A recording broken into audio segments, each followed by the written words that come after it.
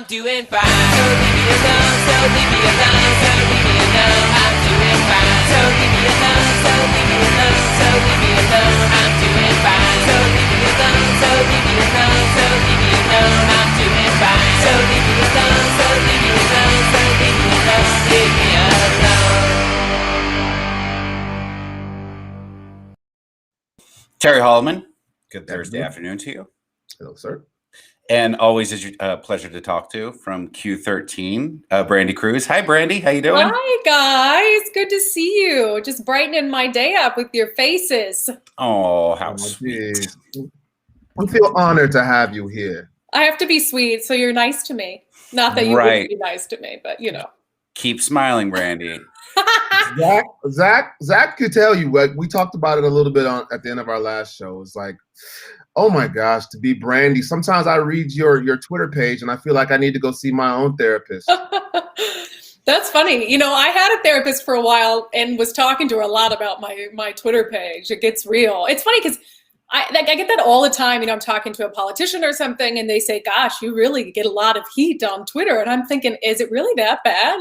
Because maybe I'm just used to it. Yeah, you probably actually are you used to it? Because this seems like a rather, I don't know, time passes in a weird way, but it seems like a rather new phenomenon for you. I would say that since you started, ironically, hosting a show called The Divide, which isn't about separating us further apart, it's about bringing us together, you have become far more, I don't want to use the word hated, but I'll go ahead and use the word hated. Really? You know, I have theories about it, but I also think that people need to realize about the show that it's not about sunshine and rainbows and pretending that everybody is going to get along no matter what, you know, with these deep divisions. I think sometimes in order to bridge the divide, you have to aggressively shut out the fringes. And it's the fringes who get most upset, I think, by the show, because the show is a show about moderacy. You know, as journalists, we don't talk about our political beliefs, but I think you can put two and two together when you figure out we have a show really about bipartisanship, where we highlight both political parties often. And so it doesn't take a lot to realize I'm in the middle somewhere, right? That's just who I am. I mean, you can look at the books behind me on the bookshelf and realize that I'm in the middle somewhere just by the types of books I read. I can't see them. So what do you have? Okay, you're a couple, right? Ann Coulter, Tucker Carlson, Ayn Rand. Of course, I've got my John McCain book. Your McCain. Okay. But let me pull out two. Let me pull out two I think illustrate me as a human. Right? Okay, we've got The New Jim Crow. Okay, I don't think people would anticipate I have this in here. I got this because Sean Scott, who was a Democratic Socialist candidate for city council, talked about it as informing his views on police abolition. And I was part of a debate where he talked about it. And I thought, you know what, I'm going to get that book, not because I believe in police abolition, but because I'd really like to learn more about what informed his views. So I have a book on this, something I'll never believe in terms of police abolition. Let's see if I can get let me see here. Well, Brandi, while you're grabbing a book, I'm gonna grab one too. And Terry, I don't know, do you have any books? Let's all show our books off. I've got a ton. This is Pete Hegseth at Fox News, Modern Warriors. That's not gonna help your case.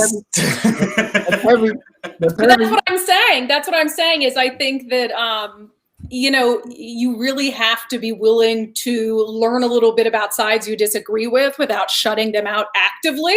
Sure. And so, yeah, I really think that the crux of why the divide has, you know, pitted people against me is people really hate moderates. I was told once that the only thing in the middle of the road is roadkill. And, you know, when people don't feel like you have loyalty to anyone, they feel like you're on their side one day and the next day you're not. And I think that's hard for people to take. That's my thoughts on it. Oddly, though, Brandi, is that no one associates you, even people that I know and like and have worked with, no one associates you at all with the progressives that you bring on. It's always you're considered a full-on conservative, and we've spoken about this before. just because you actually associate with them. And, you know, and so do I. I mean, Terry's as neocon as you can possibly get. And here we are doing the show together. And, you know, I'm friends with Jason Rance, who is a terrible person, but not because of his political beliefs. I love Jason. Of course I love Jason. But it seems like you never get credit for reaching out to the left. You only get demonized for reaching out to the right. Well, and the right in are. Seattle being Jenny Durkin. I just talked about this. You know, Shama Sawant does this thing where she calls everybody who doesn't agree with her right wing. You know, it's the right wing people behind the attempt to recall her. It's conservative Seattle Times columnist Danny Westney. And so when you look at the other, which is hilarious. So funny. When you look at the other people who are given that label in Seattle, right-wing, conservative, Republican, you start to understand that that label isn't actually representative of their political beliefs, but it's representative of, on the sliding scale of Seattle, where people believe that you fit. And I think really by virtue of even allowing conservatives and Republicans to have a voice and to give them a platform without treating them like trash out the gate, I think that has turned Seattle sort of progressive or even socialist sort of class against us, and I'm fine with that. I think it's about where I sit in relationship to the rest of the Seattle media climate, where you have some people who actively ignore, you know, the rioting and the vandalism as if it's not a problem, who aren't willing to look at things and really be rational about it, which is a space I'm not willing to live in. And if that makes them call me right wing for loving this city and for wanting it to be a success and for not being blind to the things that are pulling it down, you can call me right wing all day. That's fine. Brandi, who's just from somebody who's out there on the ground pretty much on a daily basis, and you know, I'm kind of out here in the sticks, in the woods, but I'm Seattle. I love Seattle. I went to school in Seattle, lived there for a lot of years of my life. Who is it that's really destroying the city right now? You know, that has, I mean, we hear about the Black Lives Matter, or we hear about, you know, the Antifa. But to me, it seems just like a bunch of people that are just into anarchy, who don't want any rule of law at all and just want to have a free-for-all. Who is it? You know, I would have a hard time blaming any one person or one institution like it's just the city council. I do believe that the city council bears a lot of the responsibility. You know, for instance, quick show plug this Sunday on The Divide, I have Interim Chief Adrian Diaz on, and I also spoke with Mayor Jenny Durkin today. And we were talking about, you know, some of the vandalism, like the vandalism to Starbucks, and, you know, these people who use protests to commit acts of violence or vandalism. And, you know, one of the things that Adrian Diaz said that kind of stuck with me is, you don't hear anybody on the council or, you know, anybody, and even in the press, really focusing on how high the homicide rate is, how many people are being shot right now in our city's south side. We're talking about historic numbers we haven't seen in like 20 years. And he's saying that, you know, all this attention and all the protests and the unrest is taking their resources away from being able to focus on those really substantial problems. You know, half of the people shot in this city are Black. That's obviously disproportionate. And I asked him, and he punted on the question a few times, whether council members are reaching out to SPD saying, what are you doing about this? We've got Black youth who are being shot and killed on our streets. What are you doing? Because if I'm a council member, especially Tammy Morales down in D2, District 2, and Black youth were being killed on the streets at record levels that we haven't seen since the late 1990s, I purport to care about Black lives. I would be on the phone every single day, calling Chief Diaz personally. What are you doing? What do you need from us? What can the community do to get a hold of that problem? Instead, they're at City Hall virtually grandstanding over issues they think are politically popular with their base, while Black people are dying in the city at historic rates. So to me, that just shows really a complete lack of leadership. Yes, and there's two things. They're all really following Shama Sawant's leads. I mean, she really revolutionized what the council became. That's my understanding. Like, there's never been a council member like her, quite, at least not in my memory. And then, but when you say historic levels, like you're talking about an increase of 10. Like, I wouldn't say that gun violence is really a Seattle problem. So is it possible that?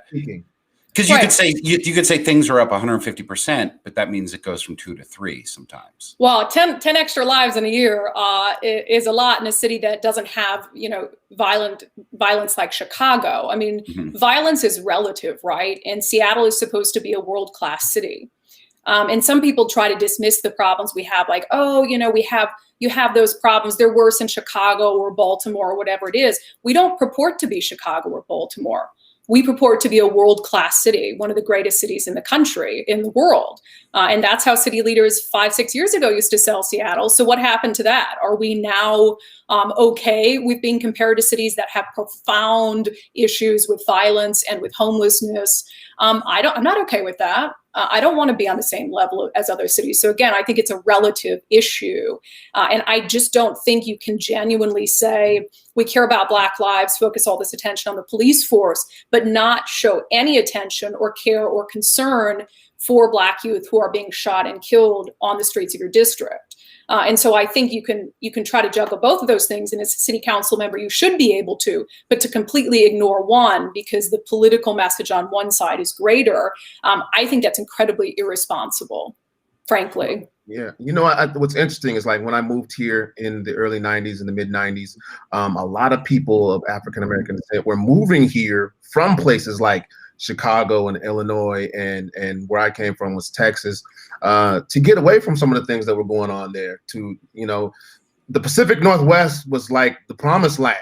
You get away from the violence, and there was opportunities here.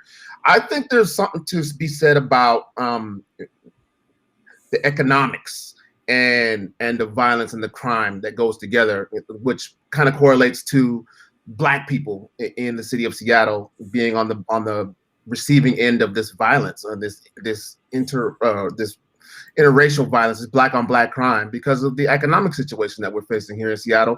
And obviously the African-American citizens here are on the bottom rung when it comes to the economy.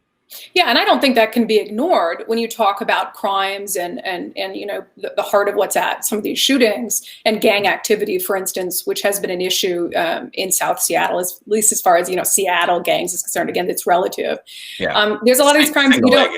Yeah, there's a lot of these crimes you don't commit if it isn't a crime of need, right? And that's how you kind of start it. Obviously, that's not an excuse for engaging in acts of violence, but certainly there is a deep-seated issue there that needs to be addressed. It's not just a policing issue. You can't police your way out of that, but it takes an intense focus from City Hall, from community members in particular, from community groups. It takes investment, which is something that's been discussed, and it takes policing. It takes active, proactive policing. Brandi, one thing I did want to bring up with you is that, I'm no fan of Councilwoman Mosqueda whatsoever, but I know that there's a difference between caring about Black lives and then the Black Lives Matter movement, which is about one specific issue. Because I saw a lot of that, after George Floyd, you would see things on Fox News saying, well, there were 17 people shot in Chicago in a predominantly Black neighborhood, and trying to say, well, if Black Lives Matter, why don't you care about this? I mean, of course, Black Lives Matter is about the fractured trust between the police department and Black communities. Right. And that's where I go back to saying you can do these things at the same time. I think as a city council member, you can be active in that movement and in those calls for police reform. And you can also look at some of the issues that are happening in your community as well. I think one of the problems the Seattle City Council gets into is really an issue of singular focus on what is the issue a small vocal group of people are mad about at any given time, and not being willing to focus on other things that maybe aren't getting the type of attention or aren't going to give you the type of political clout that you'd like, but issues that are really deeply important to the city of Seattle that have to be addressed. And I think part of the issue, and this is really what I hope people will do, and I have conversations with folks, and it's always from like, oh, you're really getting attacked on Twitter and, talking about that stuff. I really wish there were some progressives, because I get text messages, and people watching, who you are. I get text messages from liberal Democrats and influential progressives saying, keep up the good work. Somebody needs to be saying this stuff, but they're not willing to say it themselves. They're not willing to go out there because they don't want to be labeled right-wing, conservative, have their bona fides completely stripped. They don't want to be attacked by these loud vocal fringes that have really gotten out of control and have this outsized influence at City Hall. And I wish more of them would speak up. I wish more of them would say, look, we're not going in the right direction right now. Yes, because the majority of people in Seattle, I would argue, believe in police reform, and reform never ends, by the way. Reform in police, that has to be a constant thing. There is no... I would say most police... end line. Police officers would probably be supportive of that too. I mean, there's calls that they would rather not go on that probably they feel others would be better equipped when we talk about, social workers. But then of course it got just boiled down to this abolish the police phrase, which sounds terrifying to pretty much everybody. Right. Yeah. Police don't want to be in homeless camps. Yeah. Police don't want to respond to 10,000 calls of people in a mental health crisis every year. They're not eager to go to those calls. And so that is a point of agreement where, they don't right now want social workers going because they know how dangerous those calls can be. But that's a point of agreement where if you could get away from police doing those types of jobs, and not by just replacing them with other people, by literally dealing with the mental health crisis and the homelessness crisis. Like, let's not just push all that work off on someone else. Let's make changes and really get to the root of it, so we don't have to send people to 10,000 calls per crisis every year. Right. I don't understand, guys. How we got to this point as a city and really as a nation, where we just can't be real about the things that we see and experience on a daily basis. Like, even if I'm a progressive, I know what Seattle looked like 10, 15, 20 years ago. I know what that felt like. I know that we didn't have the issues and the challenges that we have here. Our city was clean and happy, and people enjoyed going downtown and felt relatively safe. And I can be progressive as I want to be, and still acknowledge that and think that there's room for us to improve there. And on the flip side of that, if I'm as conservative as the most conservative person in Seattle, I can understand, maybe I can listen and say, maybe there is some issues with policing that we could do. I know I sound like Pollyanna, right? This is Terry, we're talking about a new kumbaya, but it's a new kind of homelessness. Brandi, you understand? You're politically homeless. No side really accepts you. I know no conservatives who would be like, yeah, Brandi is, lockstep with us. You're not, from what I know, of you. But progressives hate you even more. I thought I was a progressive until I worked at NPR for a while. I'm not, apparently. I am essentially Tucker Carlson in less expensive clothing. Well, so and that's what I mean. I mean, you know what it's like to have people completely judge your character, to manipulate your words, to manipulate your intentions. I can't even count the number of times where people have said I'm anti-homeless because they have a view of me as being conservative or right-wing, working for Fox. I'm blonde and I work for Fox. So that's my cards. My dad, and I've told this story publicly, he died homeless. That's an issue I dealt with for years, with his mental illness, with his drug addiction, with his alcoholism. And so I understand deeply the complications and the issues that keep someone in homelessness. And when I speak about it, I speak from that perspective of lived understanding of that situation. But because people make assumptions of me, based on wherever I fall in their, on their political spectrum, I get called anti-homeless all the time, that I hate the homeless. I must just want them swept away, which I've never said in my life. So I think it's just about people not being willing to really engage, to learn, and just, being really stuck in their echo chambers. It's easier to do that, is it not, Zach? Yeah. Why should I have to use common sense and rational and think a little bit and use nuances and that's hard. But there's a couple things. To be fair, if I were just going to demonize what a right-wing woman in Seattle looked like Brandi's kind of fits the mold. I would. Right. But I remember I spoke to you not long after you started getting criticized for apparently being anti-homeless. And if I remember correctly, it started as something far more innocent. What if we just said hello to people and addressed people?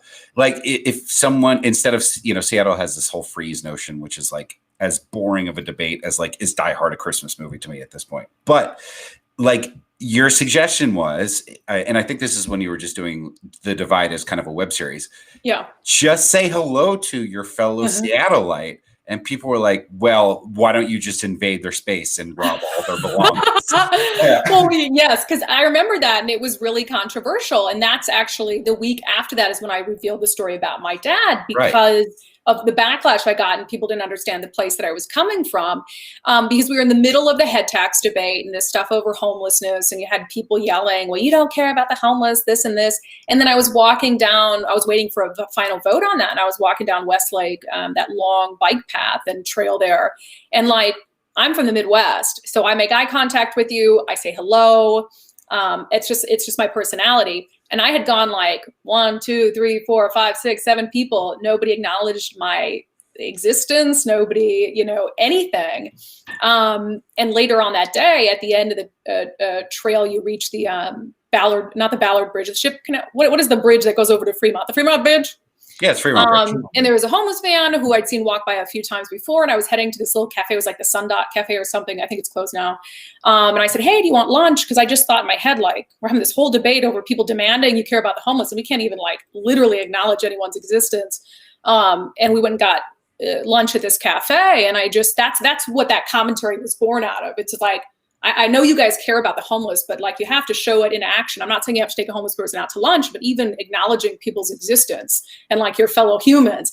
People, like you said, Zach, they lost it. Like, I don't want people saying hi to me. That's creepy, all this stuff. And I just thought, what is this? It's like, what you don't know. Place? Perhaps after years of just instability within their mental soul, like peace, they finally found it, and then Brandi comes along, is like, howdy, and it just gets all ruined.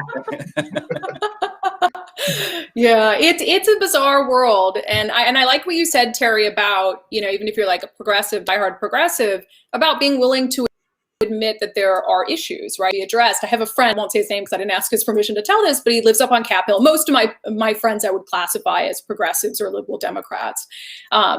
He lives up on Cap Hill, and there's a coffee shop he really enjoyed going to, and it was by Cal Anderson Park. And after the CHOP thing happened, and people moved into Cal Anderson Park, he was getting harassed at his coffee shop. His boyfriend, who's Japanese, this homeless man, was calling him all sorts of racial slurs, and he just couldn't enjoy coffee anymore. And he just like, what's happening to my neighborhood? And I think it really hit him like, I don't like this. I don't want my city to be like this. And so it's been interesting to see some of my friends have this sort of shift when they really take time to see what's going on in the city and to be honest about it. And I'll just say this about that. If you care about the homeless, you have to be honest about it.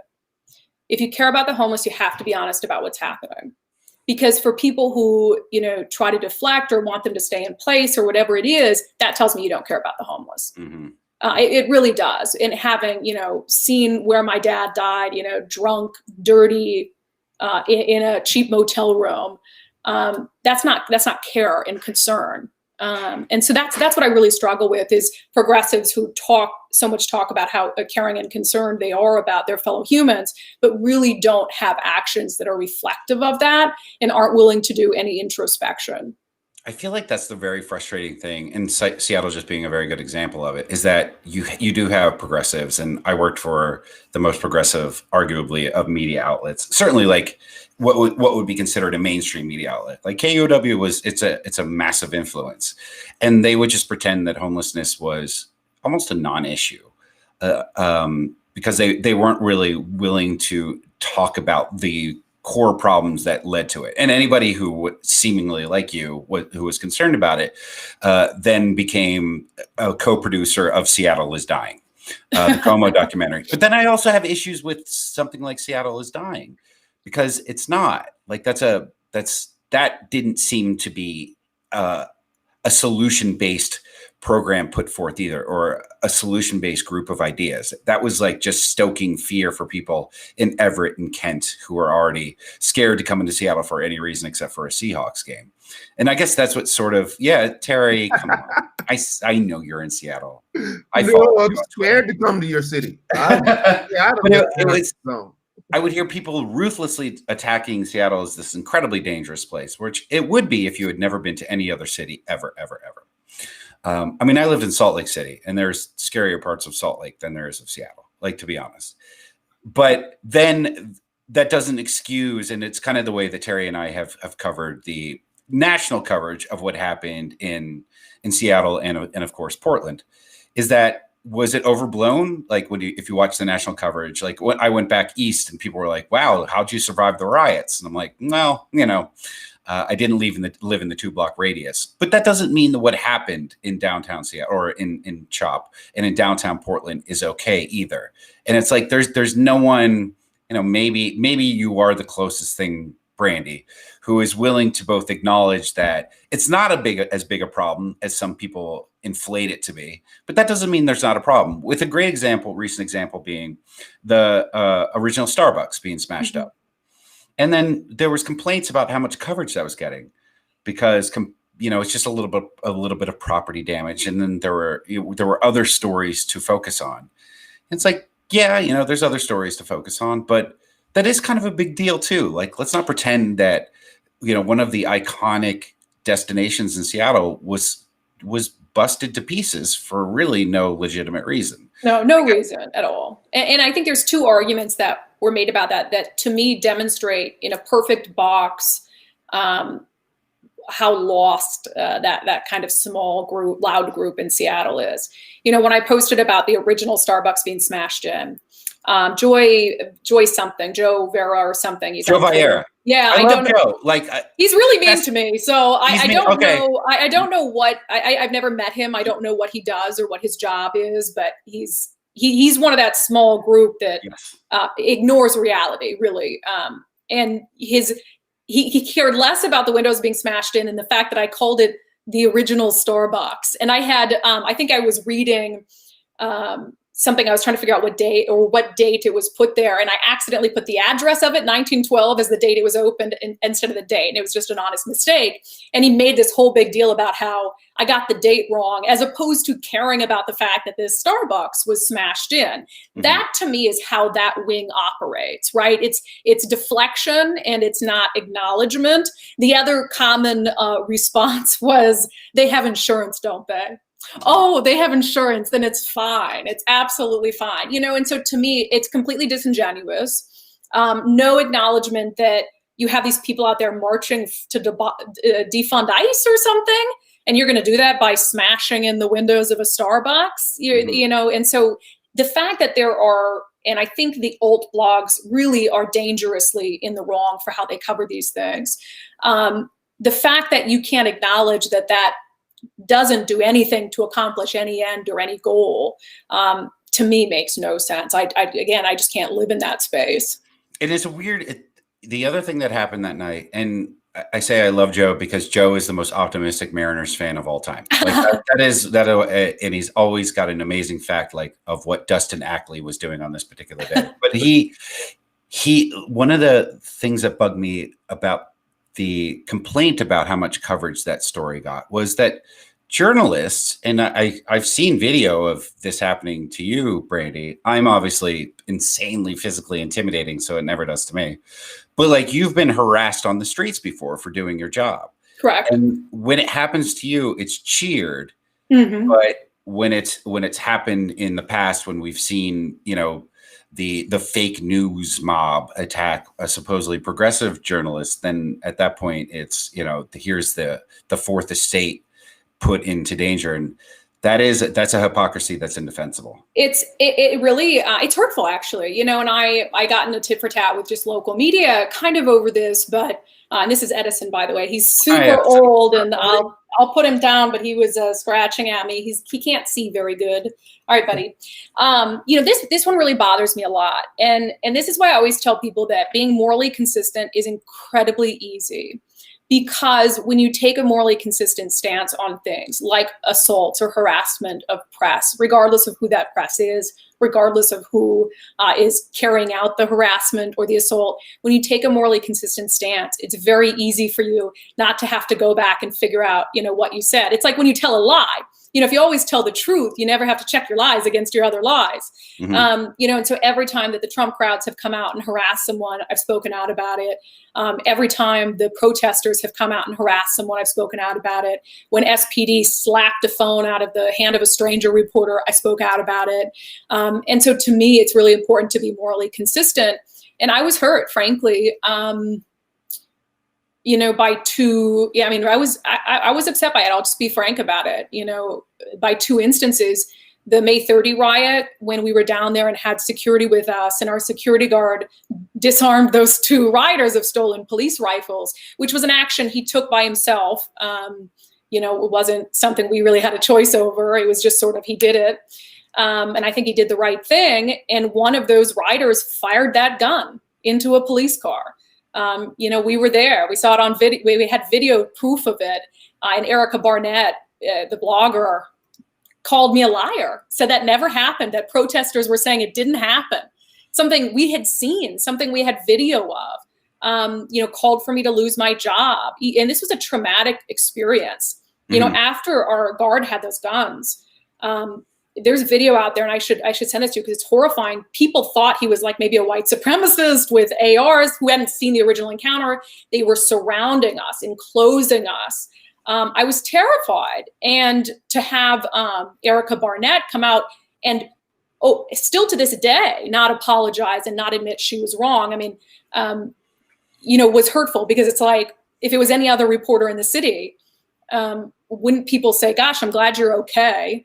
I'm really sorry that happened. That must have been terrifying. Yeah. And then, of course, the thing up in CHOP, I had like a pretty young photographer with me, who'd never been through anything like that before. Looking at his eyes, he handled it like a champ.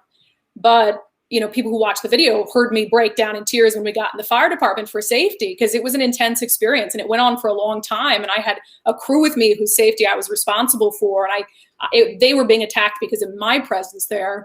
And that was a really hard thing to deal with. I had an anxiety attack every time I went to public after that for 3-4 weeks.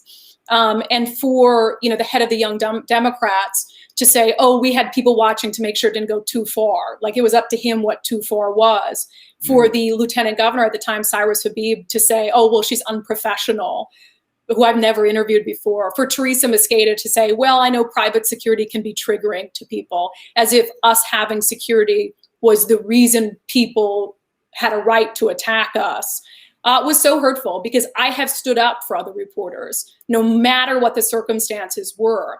And so for people, because I'm a blonde who works for Fox News, who has Republicans on occasionally, for them to act as if, that's fine, that's justifiable, to me was really inexcusable. And frankly, like I said, I was actually very hurt by it. Yeah, not surprising, I would imagine. Especially you brought up, a name that is kind of toxic to both of us. Yeah, Erica. Yeah. She's. Well, look, my issue with her, and I'll be frank, and I won't. We go back and forth all the time, and her response is always, she's sending her right-wing followers after me. They're sending me death threats, which they never do. I've never ever do. Never ever, and that's her response, because she wants to deflect. To me, the number one thing you have to do in order to be considered a journalist is you have to be willing to correct mistakes. That is the fundamental problem. We all make them. None of us are perfect. You have to be willing to correct mistakes and to admit when you got something wrong. That's the bottom level of our job. When you can't do that, I think you probably need to find something else to do. And that's all I'll say about that.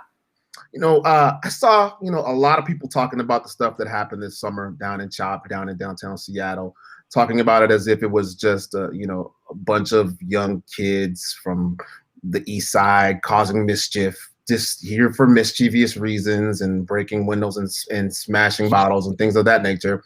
I saw you talked about something a few days ago, and I wanted to know if you can elaborate on that a little bit. Yeah. By this out there, is that one of the young men who actually stole a gun from the police car has actually been charged subsequently with murder. Yeah. So it wasn't just mischievous kids; they were actually murderers down there. Right. And I made the point, and again, about these old bloggers, and I'm going to harp on this because I do think they're dangerous for the city, because they give these people cover by not holding them to account. And, in this city, it's kind of an odd city. Sometimes old bloggers have a little bit of clout.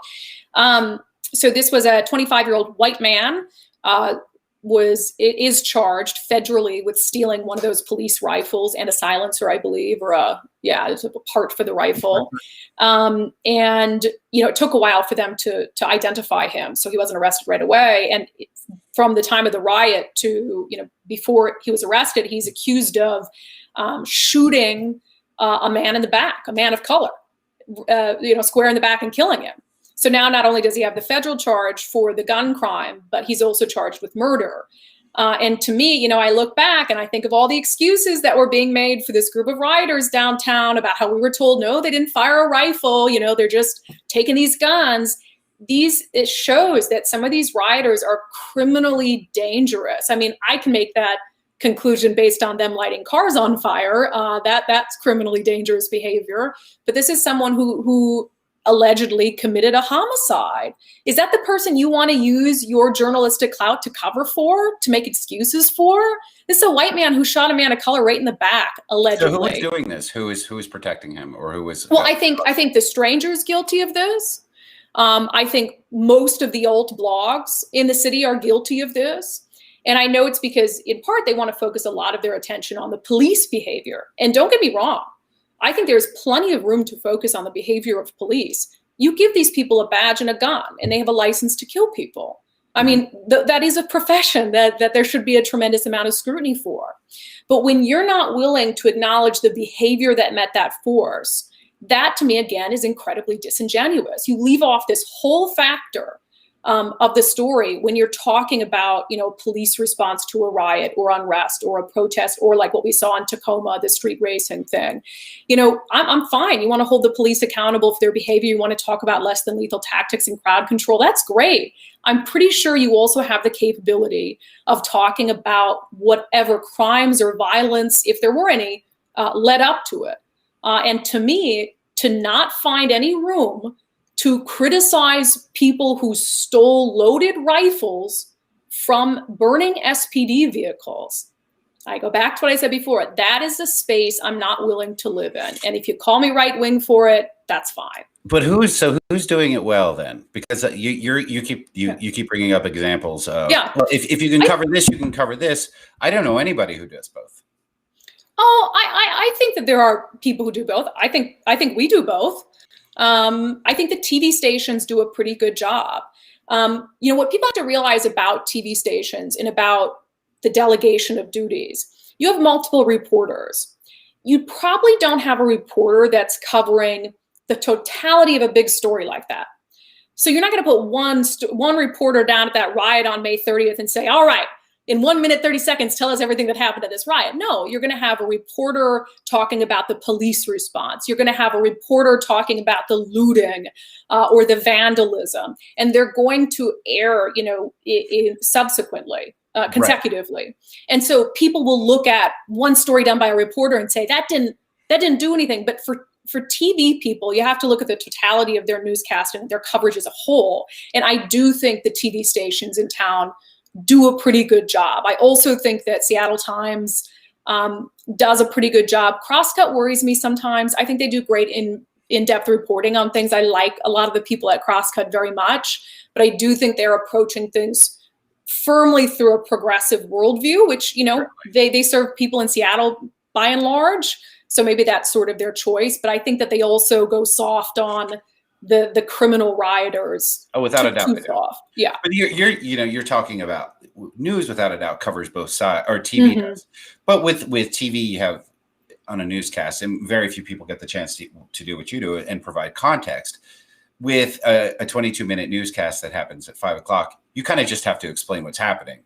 Right. You can't really put it into too much context, nor is it your job to do that. No, I think it is your job to. I think it is your job to put it in context. In 90 seconds, though? Can you really fairly do that? I think with multiple reporters on scene and anchors, and that's why I say we call them blocks in TV. Yeah. That's why I say you listen to the A block, you should come away with a pretty good understanding of what transpired. That is our job. And it is my job in particular to add context to those situations. I was reporting live from the riot, for instance. It's important for me to use my experience covering protests to talk about what the police are doing. Is this normal? Is this not normal?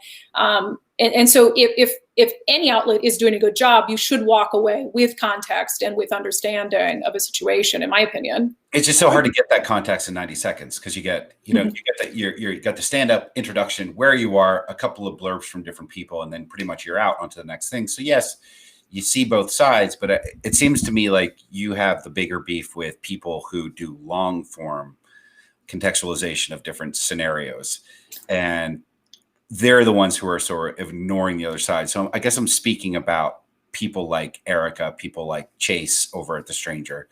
I think is there anybody doing stuff that you think is doing a good job? What was that, Terry? I think there has to be a line. I think, in my opinion, there's a line between context and opining. I think there's a difference between like, okay, this is where we're at. This is what's going on. This is, the situation, as opposed to saying, this is going on here. These are the bad people. I feel like this is that and the third, and there's a difference. And I think a lot of people these days are getting their quote unquote news from opinion shows. And that's their choice. They just have to understand what they're getting. And some people want to go somewhere that they know is going to sort of confirm their belief of how something went down. I always encourage people to read multiple outlets, to watch multiple things. And we talked about this last time I was on, just to get a sense of, somewhere within all of that, you're going to really come to an understanding of what the story really was. But, and let me also just give the caveat, I'm not afraid to be critical of the press. I'm not perfect. There are times where I have gotten my just desserts and where I earned my criticism, certainly. And so this is really just my interpretation of the media environment in the city and some of the places I think it falls short.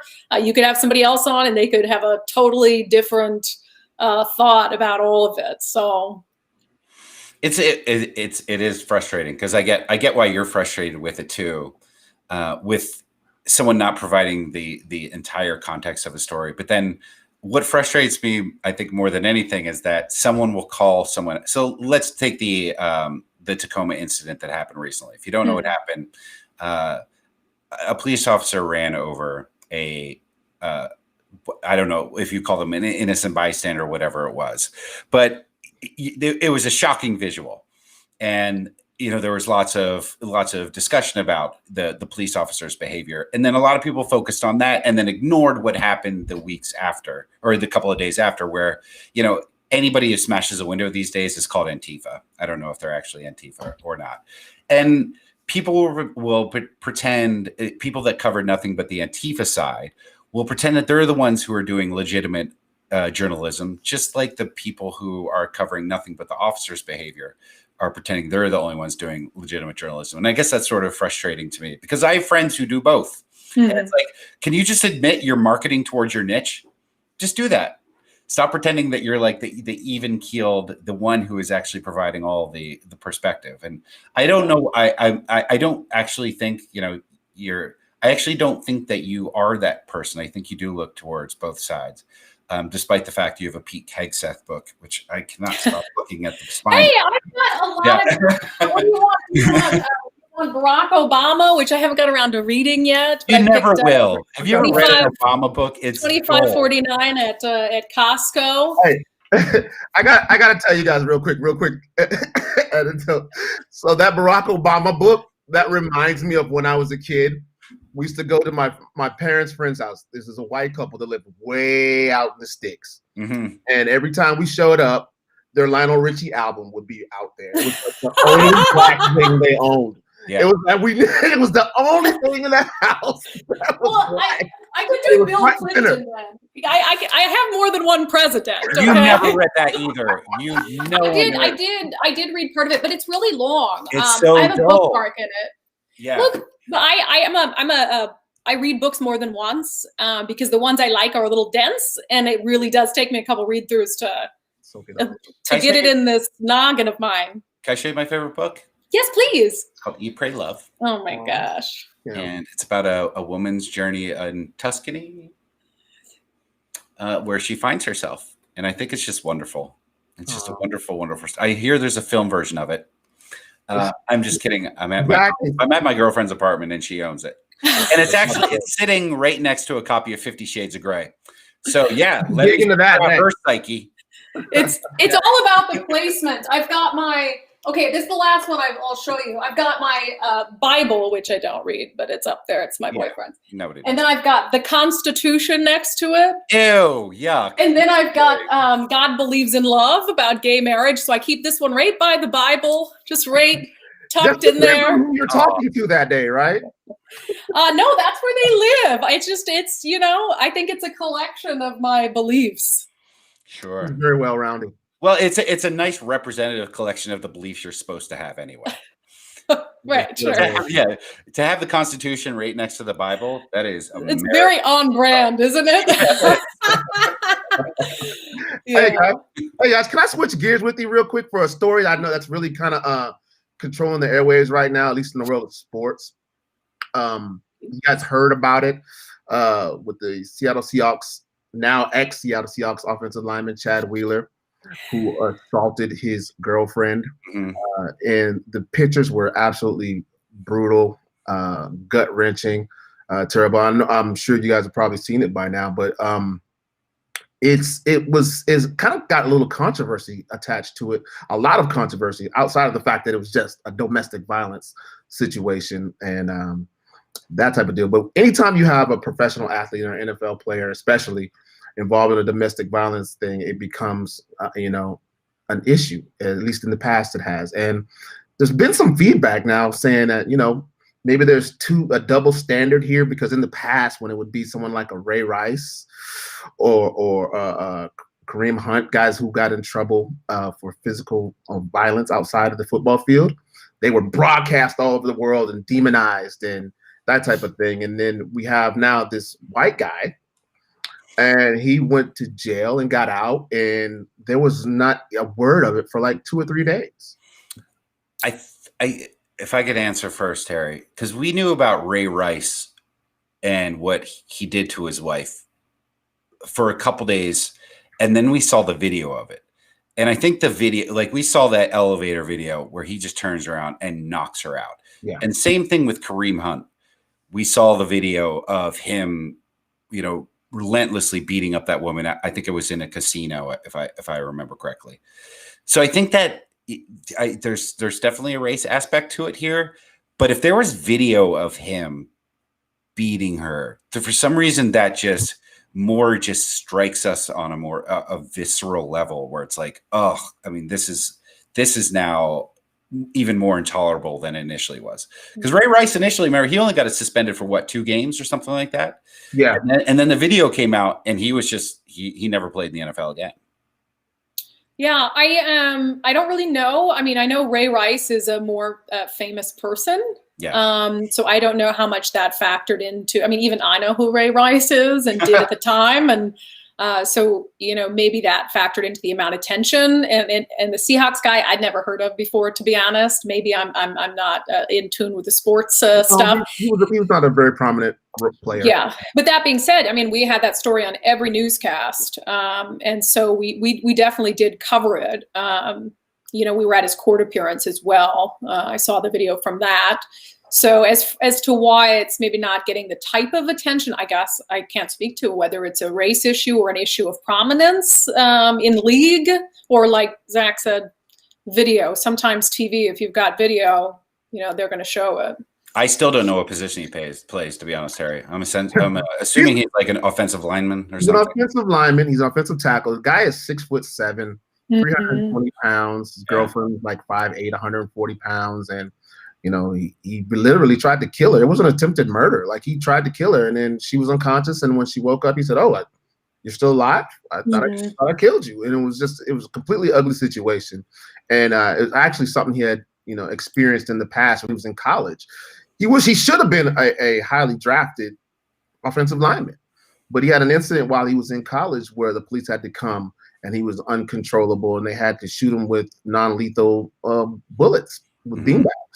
And so he dropped and was undrafted because of those off-field incidences. And now we're looking at a situation where they're saying he was bipolar and he was dealing with mental issues, and that's what leads to all these challenges that he faces off the field. And again, to take it back to the Ray Rice situation, nobody has ever looked at any of these guys like Ray Rice or Adrian Peterson, guys that had these off the field violent incidents, and said, "Hey, maybe that was mental illness, maybe that was CTE, maybe that was that." But with this situation, that's what we're looking at now. He was a bipolar patient who wasn't taking his medicines. Did any of those guys come out at the time and say this was a manic episode, or I have CTE or anything like that at the time? I don't know if anybody ever came out and said that. I don't even know if they were diagnosed with it. But does it give you cover even if you do? Well, well, look, I mean, you can get away with, I don't want to say the words, you can be found not guilty by reason of mental insanity on a homicide charge if a court deems that because of your mental illness, you couldn't understand the gravity of your actions, you can't assist in your own defense. There's a whole different, legal threshold for that. So, I mean, I guess I don't know. I'm not going to pretend that I know the depth of his mental illness if he has one. But certainly what they would have is the court would bring in an independent person to evaluate him and to figure out whether that did indeed play a role in what happened and in his knowledge of what he did and in his understanding of it. So there's a legal process for it. Yeah. But if it's BS, they'll find that out too. And I guess it goes to what the goal is for him never to do it again. So if it is discovered he has some sort of these issues and there's treatment available, then. But I don't know if it should really lessen any sort of punishment he's about to receive. Well, and it sounds like he had, and I hate to dive too much into someone's mental illness if they have one, and I don't have an understanding of it, but it sounded like he does have medication and he was off his medication. Yeah. So I think that's part of it too, is it wasn't some, undiagnosed, unknown mental illness where he had a manic episode. This was something that he had been prescribed medication for, allegedly, according to the documents. So I'd be curious about, if you're not taking medication that you're supposed to get treatment, does that change your level of culpability for it? Yeah, it's an unfortunate situation. I saw the pictures. That's just heartbreaking. And I hope she's doing okay. I know that she suffered some pretty severe injuries, so she's lucky to be alive. Terry, correct me if I'm wrong on this, but one thing that did strike me, it seems like it's been a while since we heard a story like this come out of the NFL. Or maybe there have been less publicized versions. But for a while there, it seemed just like these rapid fire instances. And now it feels like a season, 2 seasons now since we've heard about anybody, breaking the law in this manner. Well, the NFL has really, taken a strong position on it. I think, since the Ray Rice incidents and even with Kareem Hunt, they, guys have seen if you mess up like that in the NFL, if you strike a woman or if you do anything considered domestic violence or anything of that nature, it's basically a zero tolerance policy. You screw up and you're out of here, and you've wasted your career. No team is ever going to pick you up. You've thrown away millions of dollars, and then you're back on the street looking for something to do and probably facing criminal charges. So a lot of guys have gotten the picture that it's, this is something that we're not going to do. We're not going to tolerate. And so they don't do it. Well, hopefully it's not just the money that's keeping them from doing it, but you know what I mean? I mean, it's just like, that's insane. The ends justify the means, I think, regardless, as long as, people are not engaging in domestic violence and hitting women and doing things of that nature. I mean, I think that's a beautiful thing. But I do want to say this is something that I subscribe to, and you guys tell me if I'm crazy or not, but I've thought about this for a long time. And it's been, if you are someone who violently beats women in a domestic violence situation, or if you go around shooting people or hurting people or whatever, and that's par for the course for you, I submit that you probably have a mental issue, regardless whether it's diagnosed or not. I think normal people don't go around and do things like that. I think people who are balanced in their brain know that I'm not going to go around hitting people. I'm not going to go around shooting people. I'm not going to go around doing harm to people. Yeah, I agree. Unless you have some sort of, like my dad was an alcoholic and he was very verbally abusive when he was drunk and not at all when he wasn't. So I do think that drugs and alcohol can do that as well. But I agree with you that if you're out there hurting people, there's something wrong with your brain. Or you have a real good reason. Oh, okay. I'm going to stay away from Zach. And it's the same thing with smashing windows, man. Like in my brain, there's a lot of things I'm angry about. There's a lot of things I'm passionate about, dude. I can't think of one single thing in life that would make me go and want to kick in a storefront. Okay, this is, statute of limitations is long since expired. Please do tell. Terry, have you never smashed a window? It's like the most fun thing in the world. Like it is so satisfying. What did you smash? Dude, no. Several things. No. I was a boy. Boys break things. Like it had no political motivation. I wasn't doing it because I was upset with the presidency or anything. I was doing it because the window was there. That was it. There was no better reason. And I was 16 and I had all these hormones and I didn't know what to do with them. So I just smashed things. What jurisdiction was this, Zach? Yeah, write it all This, down. again, this is hypothetical. I mean, yeah. What was the This was city a you were friend. living in? This was all of. I'm relaying a friend's story. The friend. Much better now. Yeah. He's a pastor, I believe. Okay. Yeah, he's a pastor for kids who are very challenged when it comes to smashing windows. But I once threw a vacuum cleaner through a window, and it's like still the greatest moment of my life. I can't, for the life of me, I can't figure out why you would want to do that. Like, honestly, like. Well, I don't want to do it now, Terry. That's growth. And that's one of the lessons I learned from my favorite book. Eat, pray, love, smash windows. Smash windows. Eat, pray, smash windows. This helped me stop smashing windows. Yeah, you weren't just this confused ball of rage emotions as a 16-year-old. And then I turned 17.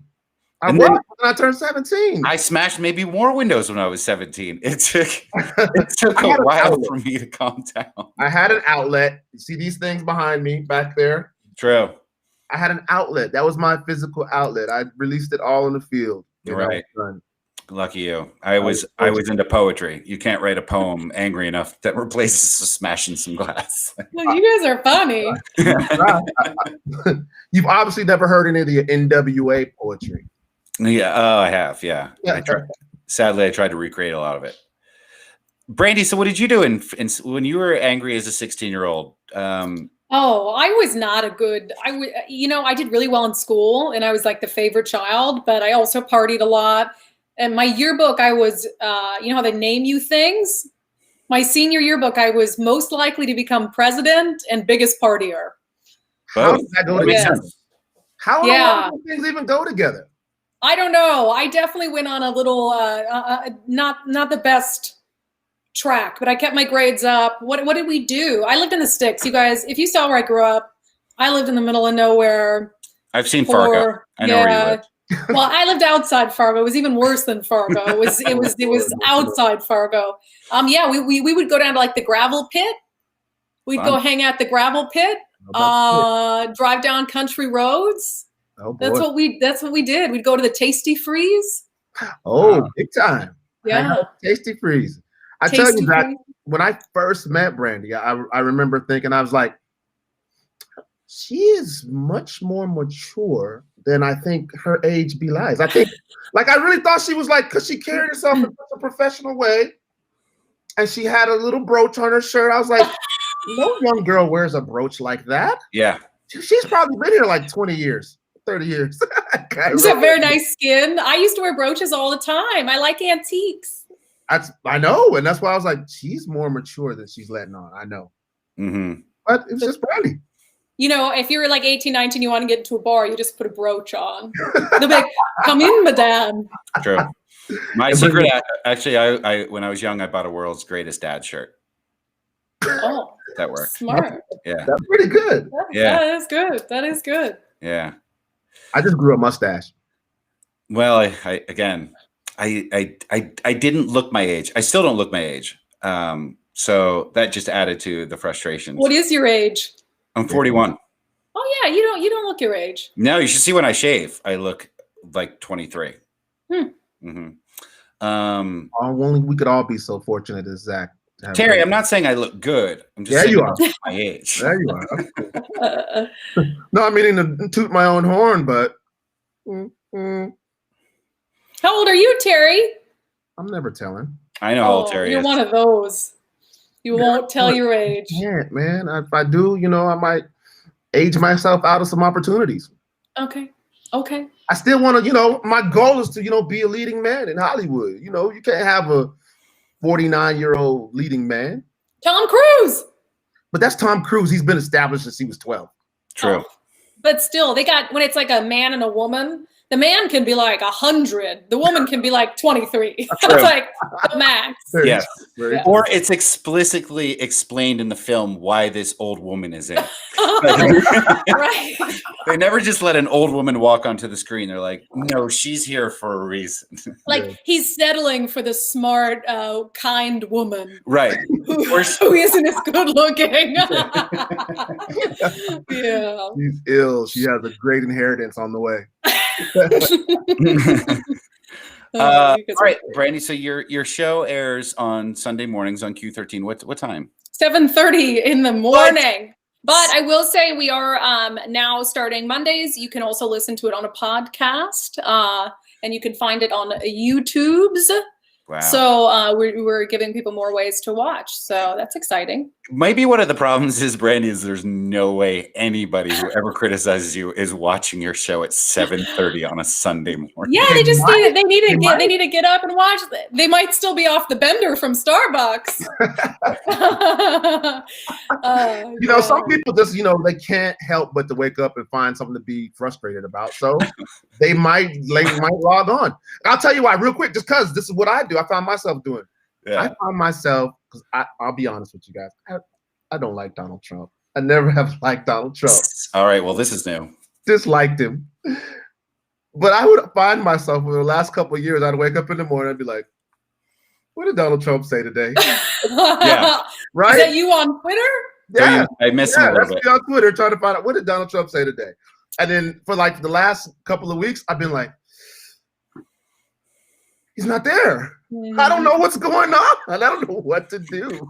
It is different. It is different in the media, not sort of needing to go constantly check what he say, what he do, because that's how he communicated with people and with the press and with America. And it is really different. It's very really strange. Yeah. I feel like he's given every American, it's like his version of a stimulus. He's giving us all like 27 minutes back a day. By not having 27. Yeah, whatever. 6 hours.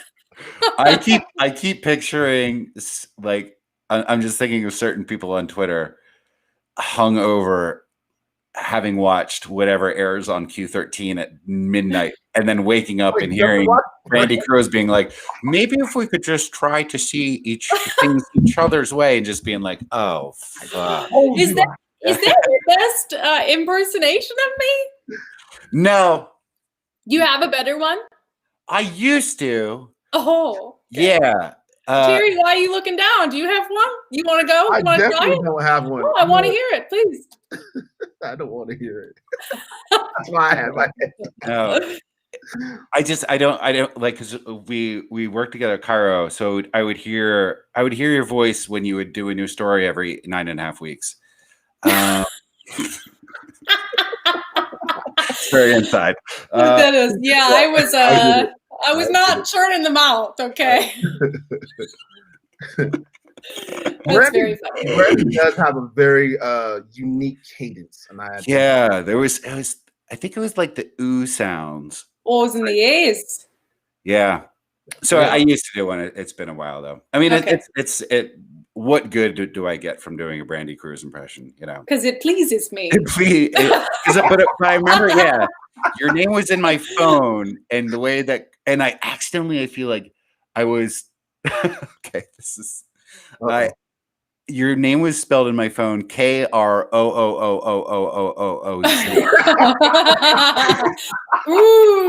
Yeah. It's Brandi Kruse. I mean, yeah. That's funny. Good, yeah. Well, good to talk to you. If you'd like to come back at sometime in the upcoming months and let us know how your crusade for decent journalism in Seattle is going, we'd love to have you back. And can I come on more often when I get canceled eventually? Oh, that was supposed to be the whole thing, cancel culture today. I mean, when is the internet going to cancel me? I've been waiting. I'm waiting. You keep working at it. I'm trying. Yeah. Oh, but they'd be so bored. What would they do? What would they do? I'm their sense of entertainment. You get subtweeted so much, and I don't know how much you know that, but it happens all the time. I have a lot of people muted. Let's just say mute is the most powerful button because they think they're getting to me. I didn't even see it. Oh, I love the mute button. Yeah. It's my favorite. Well, facebook.com/Burns and Holla. We're going to officially air this we've been streaming, but officially air this also on Twitch TV, which we just signed up for, Terry. Finally figured it out. And then any place that podcasts are found, of course, Google Play, Stitcher, Amazon, everything. So if you've just missed some of this, it'll be available in about half an hour. Follow us all on Twitter, and enjoy the rest of your week and your weekend. I hope everyone has a nice time. See you guys. That's it. All right. Bye. Thanks, everybody. See you, Terry. See you.